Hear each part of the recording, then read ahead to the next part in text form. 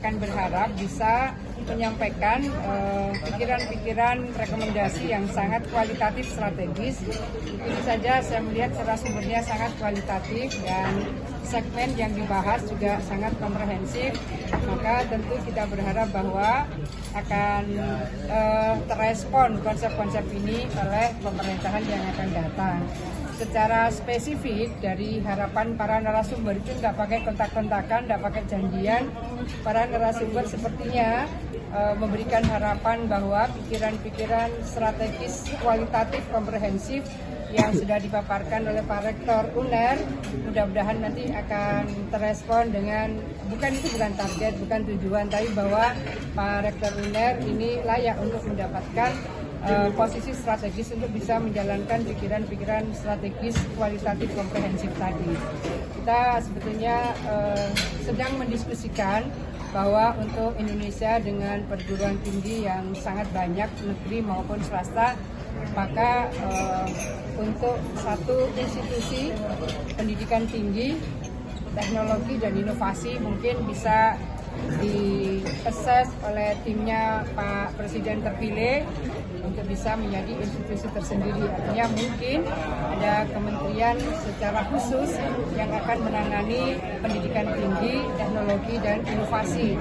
Ini bagian strategis karena memang kalau dilihat dari Global Innovation Index kita, Global Talent Competitiveness kita, itu memang masih harus didorong sangat.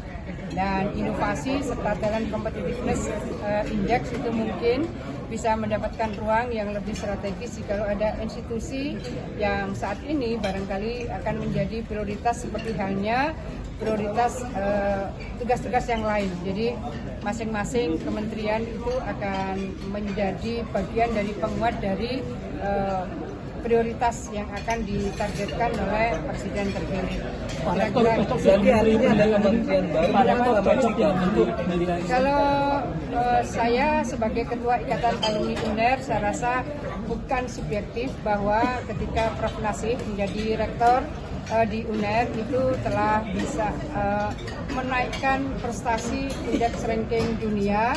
Jadi sekarang ini rankingnya UNER 345 US. Mudah-mudahan Juni ini akan bisa turun lebih signifikan. Turun itu artinya rankingnya lebih tinggi.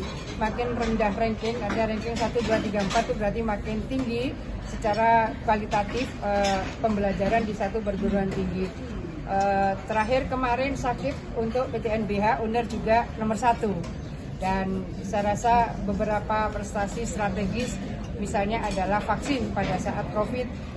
Salah satu perguruan tinggi yang secara utuh bisa melahirkan vaksin, memproduksi vaksin tentu dengan partnership dari perusahaan obat itu adalah Undas Erlangga.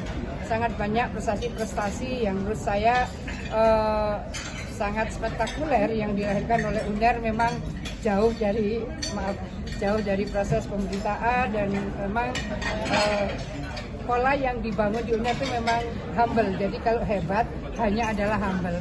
Karena humble maka low profile nya pikiran-pikiran dan produktivitas yang luar biasa dari UNER ini belum terdiseminasikan dengan baik, kira-kira gitu. Bu, berarti tadi disebutkan kalau misalkan akan diperlukan kementerian khusus untuk pendidikan tinggi, kemudian juga riset, berarti emang diperlukan penambahan kementerian gitu?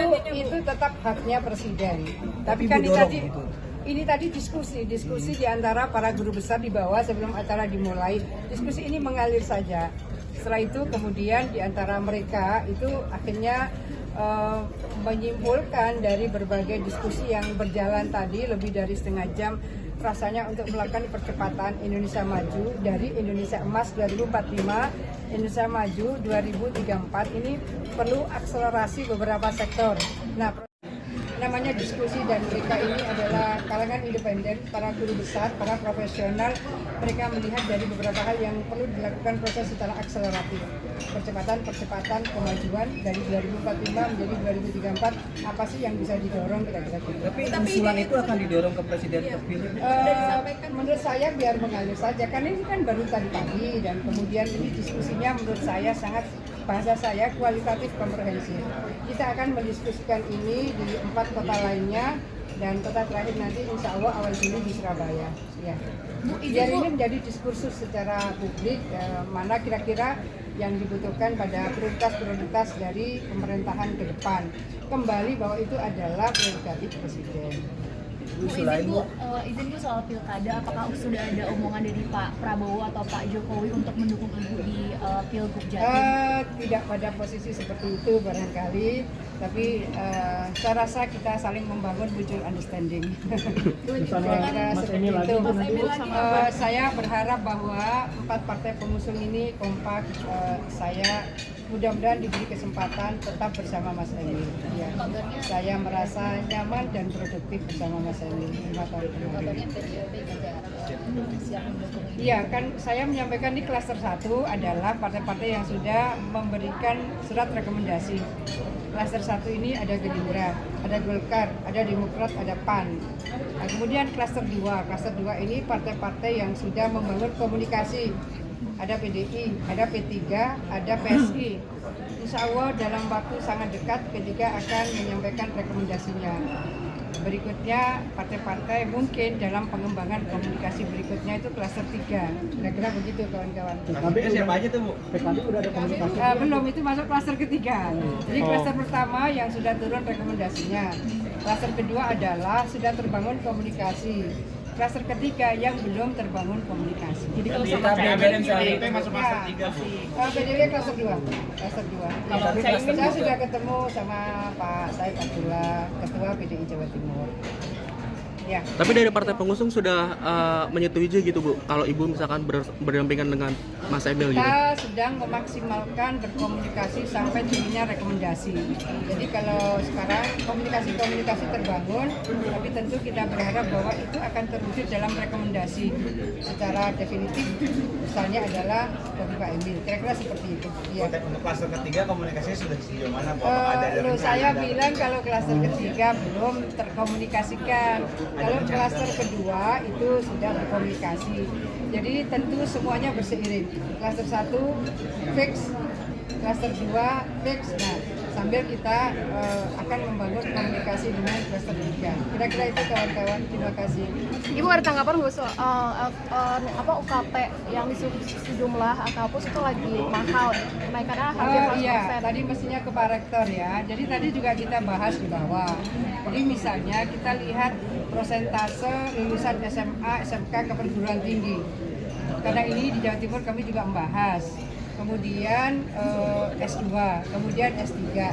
Kita bandingkan saja dengan ASEAN countries. Kalau ini perlu didorong, maka sesungguhnya memberikan subsidi kepada mahasiswa termasuk UKT yang tidak terjangkau itu saya rasa menjadi prioritas bagi pemerintah yang akan datang.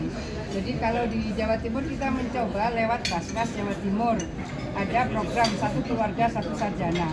Nah, program Satu Keluarga Satu Sarjana ini kita memang menyisir. Jadi mereka-mereka yang memang punya keterbatasan kemampuan untuk bisa berkuliah. Itu ada program Satu Keluarga Satu Sarjana. Insya Allah ini sudah diadap oleh Basnas Nasional. Jadi solusi-solusi saya rasa bisa dicari oleh masing-masing daerah. Dan kemudian sebagai sebuah kebijakan nasional, kita melihat bahwa ternyata serapan perguruan tinggi dari mereka yang lulus SMA SMK itu masih harus didorong. Jadi kira-kira masih 33-38%. Tergantung daerah masing-masing ini. Kalau di Jawa ya sebagian besar memang mereka belum sampai ke perguruan tinggi. Tidak berarti harus ke perguruan tinggi semuanya, tetapi bahwa program-program vokasi. Program vokasi itu bisa di 1, bisa di 3 misalnya sama-sama bisa didorong sehingga memang kebutuhan untuk kembali menyiapkan skill untuk Indonesia Emas 2045 yang oleh UNER ini didorong untuk maju menjadi 2034 itu beberapa prasyarat memang harus diurai bersama, didetailkan, kemudian dicari action plan bersama. Misalnya kalau salah satu ciri negara maju kemiskinan 2%. Bagaimana caranya mendorong kemiskinan 2%. Kemudian ekonomi growth 9%. Bagaimana caranya mendorong, sekarang ini kan kisarannya 5 ya, itu bisa didorong sampai seberapa tinggi ekonomi growth kita. kemudian bagaimana TPT, tingkat pengangguran terbuka, bagaimana ICOR. ICOR ini menjadi penting karena orang mau berinvestasi pasti akan lihat ICOR di masing-masing daerah. Biasanya langsung dia akan lihat ICOR di masing-masing provinsi. Nah, itu ada standarisasinya, sangat mudah dihitung dan bisa diukur dan bisa diikhtiarkan. Ini kira-kira milestone-nya begini-begini, sehingga kita akan bisa melakukan percepatan Indonesia Emas tidak 34 tapi mungkin di tahun 40 misalnya. Karena itu sesuatu yang bisa diukur. Semua miserable kawan-kawan. Ya, itulah kita diskus bersama. Sedikit Bu, Ibu disebut-sebut mau mengincar atau menduduki posisi Ketua Umum PKB Bu, isu yang berkaitan. Wah, ini mah aku aja baru denger ini. Tanggapannya Ayo apa, Bu? Ada isu kawan-kawan, tersebut, Bu? sudah kawan. Berarti nggak benar ya, Bu, Aku isu aja tersebut baru ya? denger ini. Ya Allah kawan-kawan, terima kasih ya. Ayo, makan dulu yuk, makan dulu yuk. Silakan makan dulu, Pak.